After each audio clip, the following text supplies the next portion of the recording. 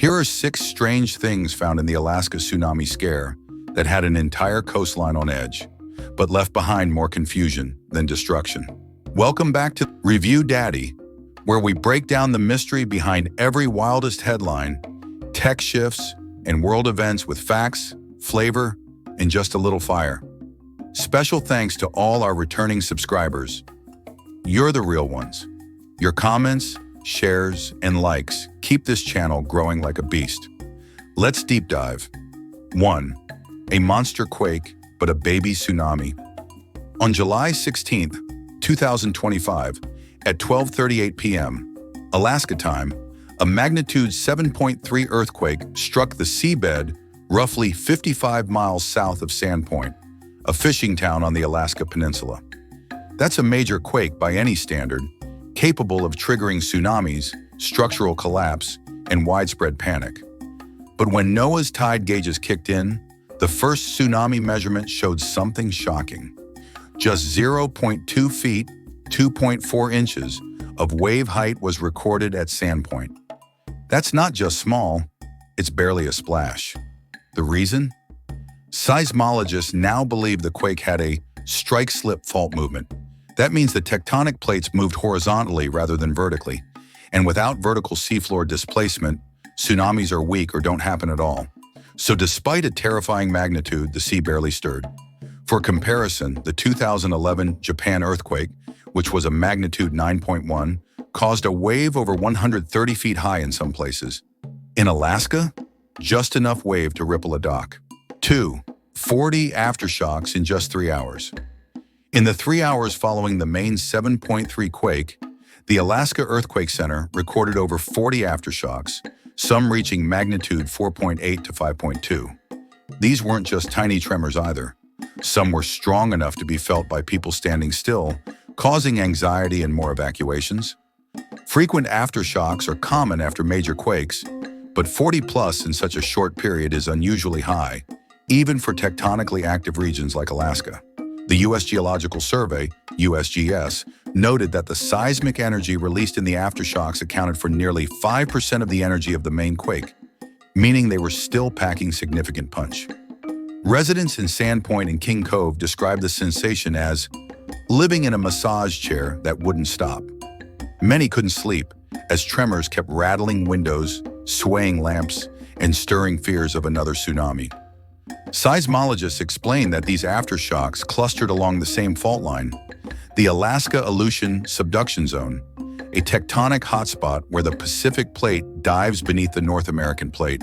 Historically, this area has produced several of the most powerful quakes in U.S. history, including the 1964 magnitude 9.2 Good Friday quake, the most powerful ever recorded in North America.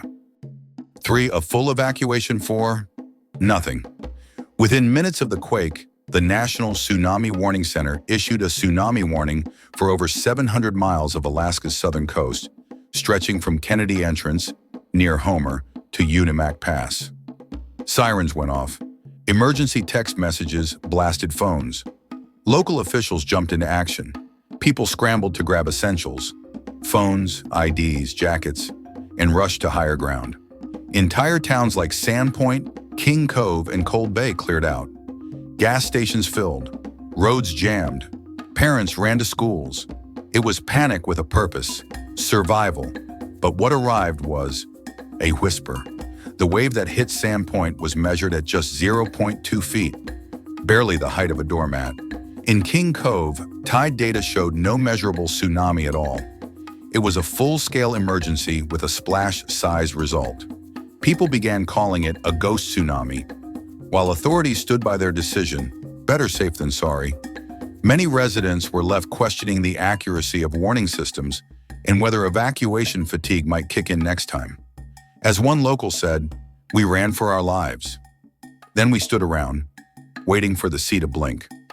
But before we continue to the next strange thing observed in the Alaska tsunami incident, let me ask you something real quick. If your internet security is weaker than that Alaska tsunami wave, then it's time for a serious upgrade. That's where NORDVPN comes in. With just one click, NORDVPN shields your online activity from hackers, trackers, and shady networks. especially when you're using public Wi-Fi or browsing in remote locations. Whether you're checking tsunami alerts, crypto wallets, or just watching YouTube at a coffee shop, your data stays locked down, and with threat protection and MeshNet, you get military-grade security and the freedom to browse like you're in another country. Literally. Use my special link in the description box to get an exclusive deal.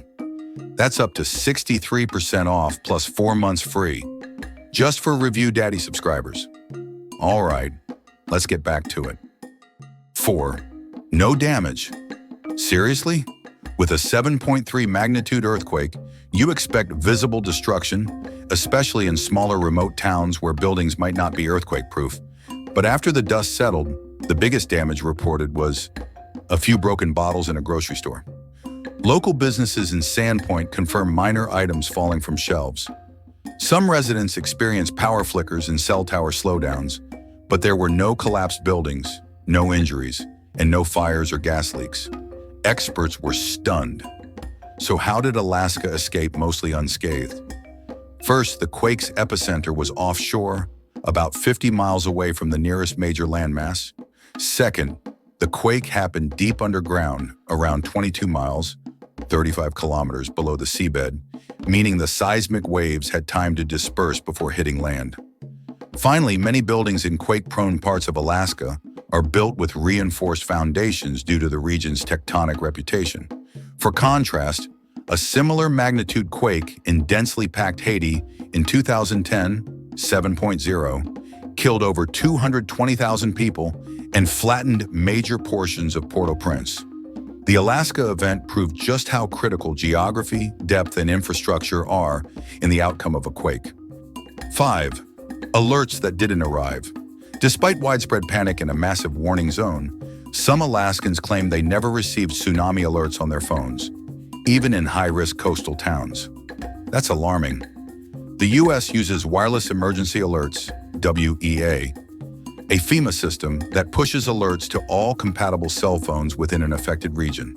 But for some reason, cell tower gaps, outdated firmware, or signal congestion prevented alerts from reaching parts of Cold Bay and Port Muller.